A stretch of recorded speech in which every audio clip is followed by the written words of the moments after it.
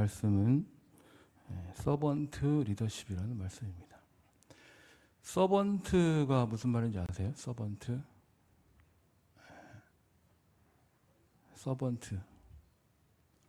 보통 섬김으로 얘기하거든요. 섬김.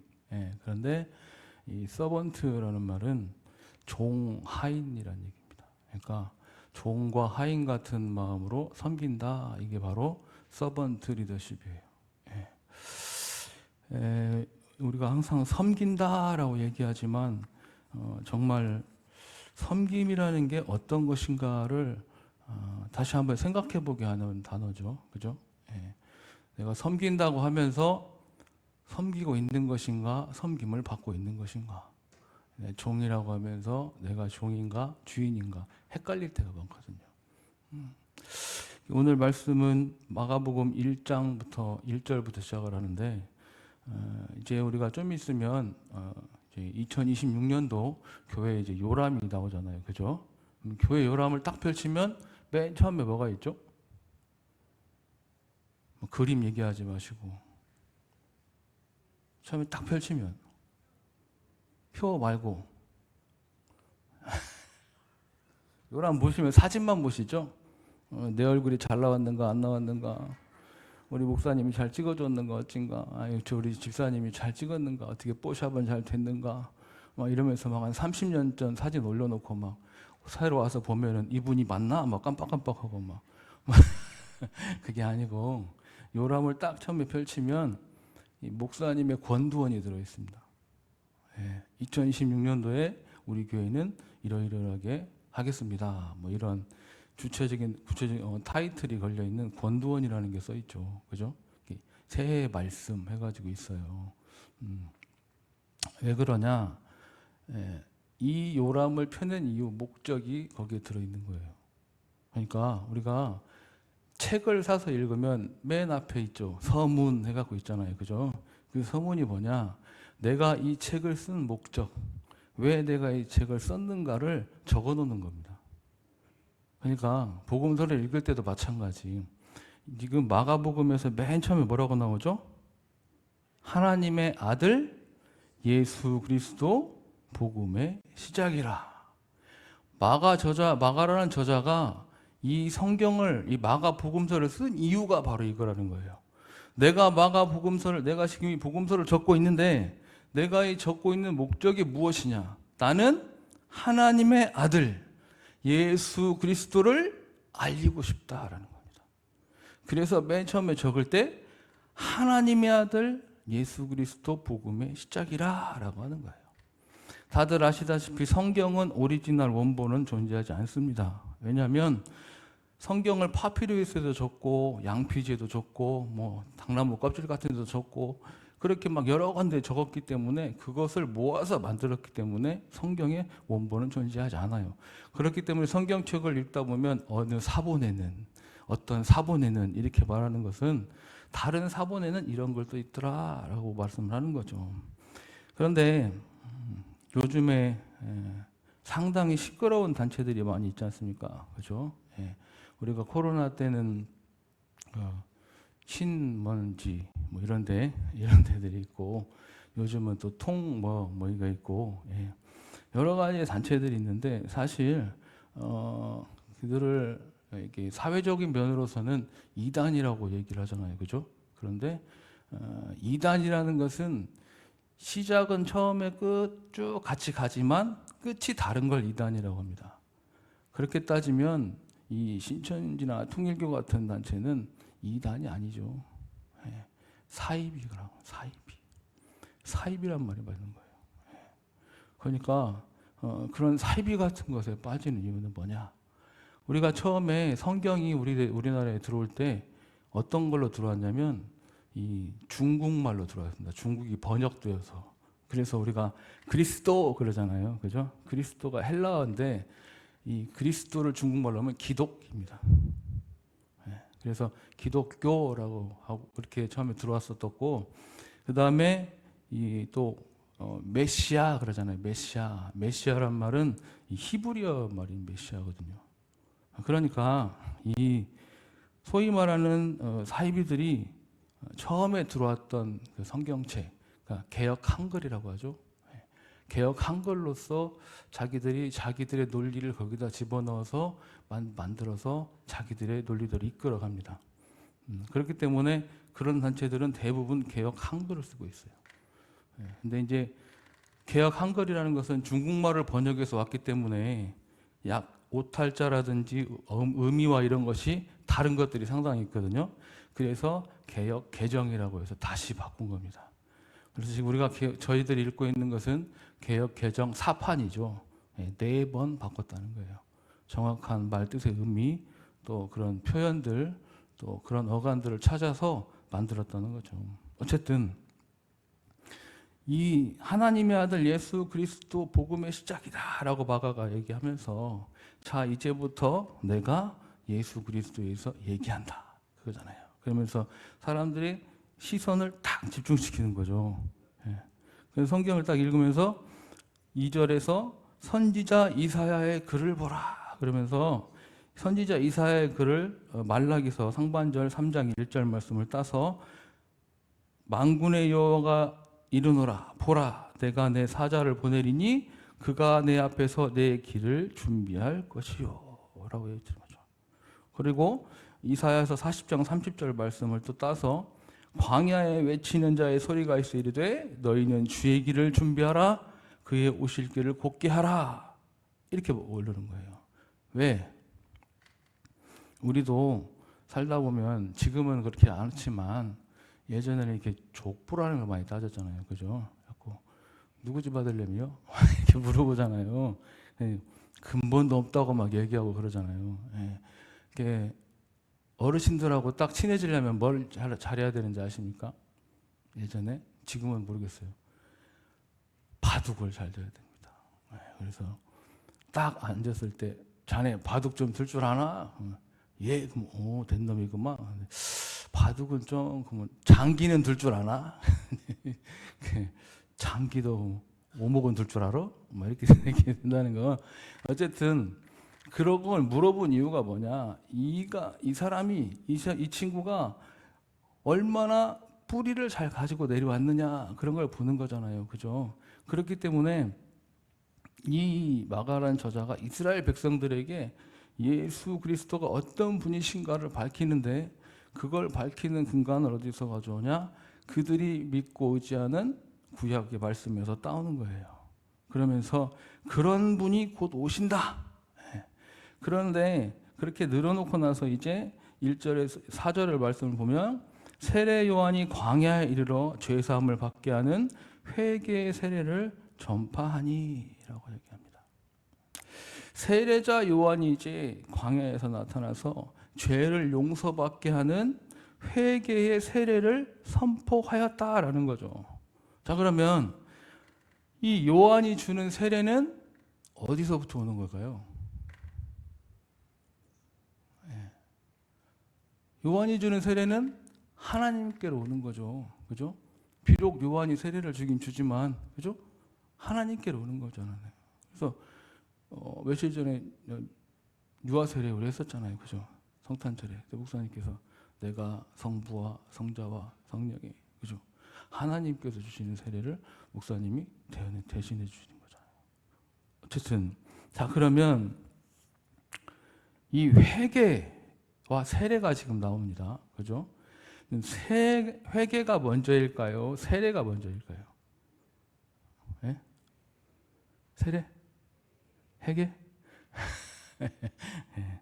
회개가 먼저죠. 회개. 그죠? 네. 왜냐? 회개는 내가 지은 죄를 하나님께 용서받기 위해서. 네. 그러니까 세례는 그 죄를 용서받는 것을 공증하는 절차인 거죠. 그렇기 때문에 이 회개가 없는 세례는 세례가 아니다. 그러니까 우리가 지금 다 세례를 받으셨잖아요. 그렇죠? 근데 예전에 우리가 세례를 받았을 때는 참 교육도 많이 받고 여러 가지 일들을 많이 하잖아요. 그죠? 그래서 하나님, 성부 하나님, 성자 하나님, 성령 하나님에 대해서 계속해서 배우고 또 내가 왜 죄를 지었고 내가 왜 그런 죄인인가를 또 깨닫고 왜 내가 또 그런 구원자 예수 그리스도에 대해서 감사해야 하는가? 그런 걸 다 배우잖아요. 그죠? 그래서 6개월까지도 받고, 짧게는 3개월도 받고, 그렇죠? 왜 그렇게까지 하겠어요? 방금 제가 말씀드린 거, 세례가 먼저가 아니고 회개가 먼저잖아요. 그죠? 그런 기간들을 통해서 내가 내 자신을 돌아보고 내가 정말 죄인이었고 그런 나를 구속하여 주신, 그죠? 그러한 예수님에 대해서 감사하는, 또 하나님에 대해서 감사하는 그런 시간을 갖기 위해서 그만한 시간이 필요한 거죠. 사실 그보다 어쩌면 더 필요할지도 모르죠. 그러나 그러한 세례를 요즘에는 조금 뭐라고 해야 되냐, 소홀히 하는 건 아니고 조금 약하다고 해야 되나? 그래서 내가 정말 왜 세례를 받는가? 내가 왜 하나님 앞에 나아가서 세례를 받게 되는가? 그거를 회개를 통해서 자기 자신이 내가 얼마나 부끄러운 존재인지를 인식하는 그런 시간이 필요하다는 겁니다. 회개는 가던 길을 돌아선다라고 얘기했잖아요. 그죠? 어디로 턴하냐? 하나님께서 벗어났던 나의 삶을 하나님께로 돌아온다는 거죠. 근데 사람들이 우리가 무언가 죄를 짓거나 잘못을 하면 후회도 하잖아요. 그죠? 근데 후회는 그냥 내가 잘못했구만. 그래요. 내가 나쁜 놈이야. 그리고 그 길을 또다시 간다는 거죠. 그러니까 회개와 후회는 또 다른 거예요. 우리가 정말로 하나님 앞에 회개하고 말씀 앞에 돌아선다면 하나님께서 우리를 얼마나 사랑하시는지, 그래서 이 세상을 위해서 독생자 예수 그리스도를 보내주시고 그분이 구속함으로 인하여서 속량시킴으로 인하여서 우리가 나음을 받았는 것을 알게 된다는 것 아니겠습니까? 세례를 많이 받는 곳이 어딜까요? 우리 그 있잖아요. 그 군대 가면은 훈련소, 거기 가면은 초코파이라든지 뭐 빵 주니까 세례를 막 받고 와요. 그래가지고 나 군대에서 세례 받았으니까 다시 한번 받을라요? 막 이런다거나, 뭐 어떤 애들은 2번, 뭐 3번도 받았다고 막 하는 사람도 있고, 빵 먹으려고. 근데 아시다시피 세례는 한 번입니다. 심지어 가톨릭에서, 천주교에서 세례를 받고 왔다고 해도 저희 개신교로 오셔도 한 번밖에 아니니까 주지 않아요. 입교를 하게 되는 거죠. 그런데 그것처럼 세례가 정말 중요하다는 겁니다. 왜냐? 거듭남의 그 증표이기 때문에 그렇죠. 그래서 우리가 세례를 받는 것도 우리가 정말 우리 자신에 대한 그런 회개하는 마음, 내가 하나님 앞에 정말 부끄러운 존재였어. 하나님 앞에 감히 설 수가 없는 존재인데 예수 그리스도를 통하여서 하나님의 아들이라고 불러주시니, 자녀라고 불러주심을 받았으니 얼마나 감사한가. 그걸 알고 난 다음에 세례를 받아야 한다는 거죠. 5절 말씀을 보면 온 유대 지방의 예루살렘들이 다 나아가 자기 죄를 자복하고 요단강에서 세례를 받더라라는 말씀이 있습니다. 예루살렘 사람들이 다 나와서 세례요한에게 세례를 받았다는 거죠. 자, 그런데 6절과 7절을 보면, 자, 그 요한은 어떤 사람이냐? 낙타 털옷을 입고 허리에 가죽띠를 띠고 메뚜기와 석청을 먹더라. 이스라엘 백성들에게 있어서 이런 전설 같은 말들이 있는데, 메시아가 오기 전에 엘리야와 같은 선지자가 올 것이다 라는 말씀이 있단 말이죠. 우리 방금 읽었잖아요. 그것처럼 엘리야가 주로 뭐 낙타털을 입었다 뭐 이런 말이 있다는 거죠. 그뿐만 아니라 식량은 메뚜기와 석청을 먹었는데 이것은 가난한 사람들이 주로 먹었다는 겁니다. 그러니까 세례 요한의 삶의 태도를 말씀에서 볼 수 있는 거죠. 그렇다고 광야라고 해서 막 사하라 사막처럼 막 그런 광야가 아니고 척박한 땅을 얘기하는, 척박한 땅. 그러니까 거기에서 메뚜기와 석청을 먹을 수 있었던 거죠. 그리고 이 7절 말씀을 보면 그가 전파하여 이르되 나보다 능력이 많으시니가 내 뒤에 오시나니 나는 굽혀 그의 신발끈을 풀기도 감당하지 못하겠노라. 이게 바로 세례 요한의 고백, 자기 고백인 겁니다. 얼마나 많은 사람들이 자기에게 와서 세례를 받겠어요. 세례 요한에게. 그죠? 그러면 우리가 나름대로 어깨뽕이 생길 수 있잖아요. 으스, 봐봐. 많은 사람들이 나 세례를 받는데. 그죠? 하나님께서 주시는 것이지만, 하나님께서 그 세례의 능력을 주시는 것이지만, 어느 순간 자기 자신이 우쭐해질 수도 있잖아요. 그런데도 이 세례 요한은 이렇게 고백하는 거죠. 나는 아무것도 아니다. 나는 다만 내 뒤에 오실 예수 그리스도를 위해서 그 길을 닦는 사람이다. 그러니까 예수 그리스도는 하나님이시잖아요. 그죠? 그러니까 하나님이 오시기 전에 나는 그 길을 닦을 뿐이다 라고 고백하는 거 아닙니까? 그리스도인이라면, 또 그리스도를 따르는 사람들이라면 이러한 자세가 되어 있어야 하는 거죠. 아무리 사람들이 높여주고 아무리 사람들이 띄워주고 한다고 하더라도 진정한 겸손한 마음으로 나는 아무것도 아닙니다. 나는 오히려 그분의 도구가 되매 그분이 사용하심에 감사할 뿐입니다. 라는 고백이 필요한 것이죠. 사진 한 장 써주실래요? 네. 유퀴즈 온 더 블럭이라고 아세요? 그 유재석이 진행하는 세계 여러 유명한 사람들을 불러다가 하는 그런 프로그램이 있는데, 거기에서 나온 이분이 두봉주교님이라고. 두봉. 그래서 이 두봉주교는 이제 29년도 프랑스에서 태어나가지고 24세에 한국으로 옵니다. 그래서 25세, 26세에 한국에 와서 전쟁 중에 나라가 얼마나 핍박했겠어요. 그죠? 그런 험악하고 그런 나라를 다들, 그 나라는 전쟁 중에 피해가 막심하고 가난하게 짝이 없던 나라다라고 했는데, 이분은 선교사로서 떠난다는 것은 사실 순교하러 가는 것 아닙니까? 그런 각오가 없이 어떻게 갑니까? 라는 마음으로 고백을 하고 한국으로 옵니다. 그래서 대구에 오셔서 사목을 하시다가, 외국인이잖아요. 프랑스잖아요. 그러니까 한국인 사제가 교구장을 맡아야 된다라고 해서 몇 차례 그 사람들한테 사임 청원을 해서 결국에는 사임을 하고 2019년에 대한민국 국적을 받습니다. 그런데 이 1979년 때 오원춘 사건이 일어납니다. 박정희 대통령 때 이 경북 영양군에서 알싸한 그 씨감자를 받았지만 그 씨감자가 싹이 나지 않아요. 그래서 농사를 망쳐버리고 말아요.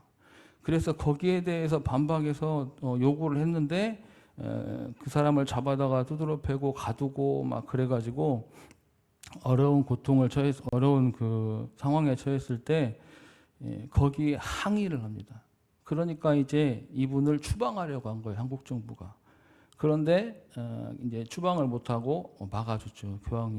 교황요한 바울에서가 막아줬는데, 이분이 한 일이 한국 최초의 전문대학이었던 상지여자 전문대학교를 만듭니다. 그리고 상지여자 중학교를 설립하고, 또 한센병 환자를 위해서 다미안 의원을 개원을 해요.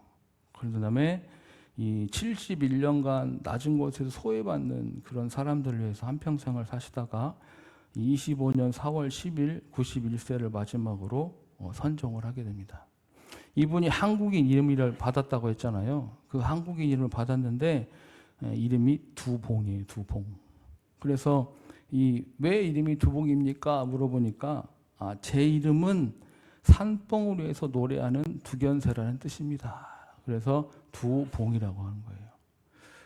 그래서 어린아이처럼, 아까 사진에 보셨지만 정말 맑고 그런 아이 같은 그런 사람이, 그런 모습, 그런 인상. 그래서 모르는 사람들이 그분을 찾아와도 사진도 찍고 차도 마시고, 또 나이도 많이 살아계셨을 때는 나이도 많았지만 이것은 하나님의 베푸 주신 기회라면서 항상 웃고 즐거워하고 기뻐했다는 거죠. 그분이 하신 말씀이 나는 늘 작아져야 합니다. 우리는 아무것도 아닙니다. 신부가 되어간다는 것은 평생을 통해 이루어져야 한다는 것입니다. 두려운 건 폭력이 아니라 양심의 명령을 따르지 못하는 것입니다. 좋은 것도 안 좋은 것도 모두 고맙습니다. 또 떳떳하기란 경쟁사회에서 얼마나 어려운 일입니까? 남에 의해서도 스스로에 의해서도 비교적 삶을 살아가는 우리입니다.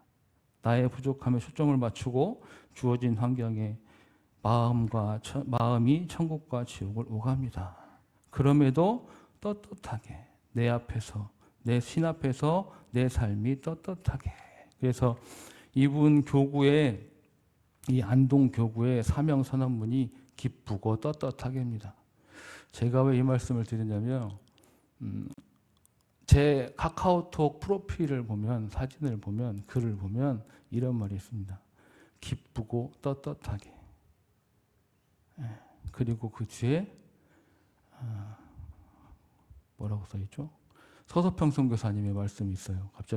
갑자기 생각이 안 나는데 제 모교인 한일양신대학교는 광주의 이일성경학교, 이일학교와 전주의 한예정 성경학교 두 학교가 합쳐져서 앞에 한과 뒤에 일을 따서 한일, 그래서 한일장신대학교로 됐습니다. 그분이 말씀하시면 섬김이 아니라 성공이 아니라 섬김입니다. 그 말씀이 제가 모토, 그러나 이분의 말씀과 근부분의 말씀을 제 부사에 올려놓고 이렇게 살아야지. 이렇게 내가 하나님의 부르심을 받은 하나님의 사역자로 살아야겠다라고 매일 다짐하고 쳐다보고 그러는데도 그럼에도 불구하고 그러지 못할 때가 많이 있거든요. 그런데 오늘 이 말씀을 바라보면 세례 요한이 어떻게 살았는가? 많은 사람에게 추앙을 받고 그렇게 그 사람이 많이 따랐는데도 나는 아무것도 아닙니다 라고 고백하면서 나를 구원해 주신 예수 그리스도, 그분을 생각할 때 우리가 얼마나 정말 큰 은혜를 받았는가를 다시 한번 생각해 볼 수 있지 않겠습니까? 제가 처음에 와서 말씀드렸을 때 제가 죄인이었고 제가 진심으로 그분을 만났을 때 나왔던 말은 잘못했습니다, 죄송합니다, 이 말뿐이 없다고 말씀드렸던 것처럼 세상에 아무리 뛰어난 사람도, 아무리 잘난 사람도, 아무리 예쁜 사람도, 아무리 돈 많은 사람도 다 예수 그리스도 앞에 죄인 아니겠습니까? 그런 우리를 주님께서 속량시켜 주시고 구원해 주셨으니 이 얼마나 기쁘고 감사한 일이 아니겠습니까? 오늘은 수세주일로서 삼위일체가 일어난 날입니다. 예수님이 세례를 받고 올라오실 때 성령이 비둘기 모양으로 내려오시고 하늘에서 이는 내 사랑하는 아들이다 라는 말이 들렸던, 우리가 세상을 살아가면서